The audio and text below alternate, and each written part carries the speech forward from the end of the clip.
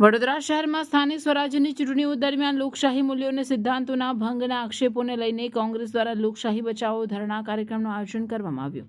આ કાર્યક્રમ ગાંધીનગર ગૃહ ખાતે યોજાયો હતો, જેમાં એઆઈસીસી સેક્રેટરી અને મધ્ય ગુજરાતના પ્રભારી રામકિશનજી ઓઝા તથા પૂર્વ મંત્રી અને વડોદરા શહેર જિલ્લા પ્રભારી બિમલ શાહ ઉપસ્થિત રહ્યા હતા। કાર્યક્રમ દરમિયાન નેતાઓએ ચૂંટણી પ્રક્રિયામાં થયેલી ગેરરીતિઓ સામે કડક વલણ દાખવી લોકશાહી બચાવવા માટે સંઘર્ષ ચાલુ રાખવાનો સંકલ્પ વ્યક્ત કર્યો। કોંગ્રેસ કાર્યકરો અને આગેવાનો મોટી સંખ્યામાં હાજર રહ્યા અને લોકશાહી મૂલ્યોની રક્ષા માટે એકતા દર્શાવી। નેતાઓએ જણાવ્યું કે આવનાર સમયમાં પણ જનહિતના મુદ્દાઓ પર અવાજ ઉઠાવતા રહેશે। સમગ્ર ગુજરાત રાજ્યમાં ભ્રષ્ટાચારી જનતા પાર્ટી દ્વારા લોકશાહીનું ખૂન કરીને ચૂંટણીની પ્રક્રિયા પર જે સવાલો ઊભા કર્યા છે, જેવી રીતે ધાકધમકીનું વાતાવરણ બનાવ્યું છે, એ જોતાં લાગે છે કે ભારતીય જનતા પાર્ટી ચૂંટણી હારવાની બીકે આ બધા કાવતરા કરી રહી છે। ત્યારે આખા ગુજરાત રાજ્યમાં પ્રદેશ પ્રમુખ અમિતભાઈ ચાવડા સાહેબની સૂચનાથી ધરણાનો કાર્યક્રમ કરવામાં આવ્યો છે, જેના ભાગરૂપે વડોદરા શહેરમાં એ ગાંધીનગર ગૃહ ખાતે આ ધરણાનો કાર્યક્રમ છે, લોકશાહી બચાવો ધરણા।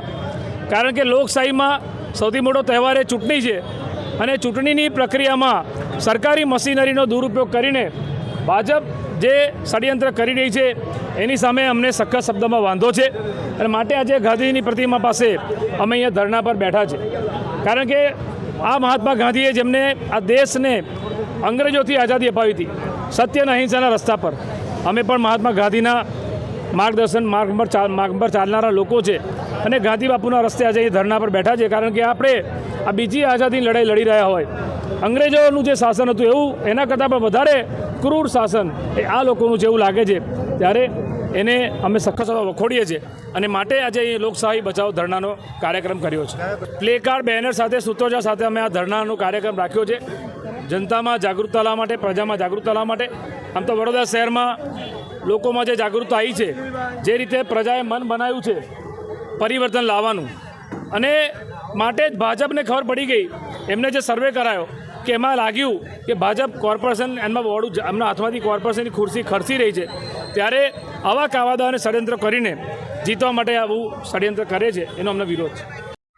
દર્શક મિત્રો, આવા જ લેટેસ્ટ અપડેટ અને સમાચાર જોવા માટે જોડાયેલા રહો ફેસબુક, ઇન્સ્ટાગ્રામ, યુટ્યુબ ચેનલ સાથે વિશ્વ ભારત ન્યૂઝ।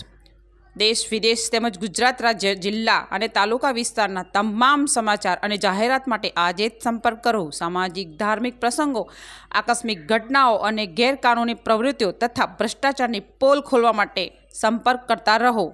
વિશ્વ ભારત ન્યૂઝ સંપર્ક કરવા વિનંતી 9978702276।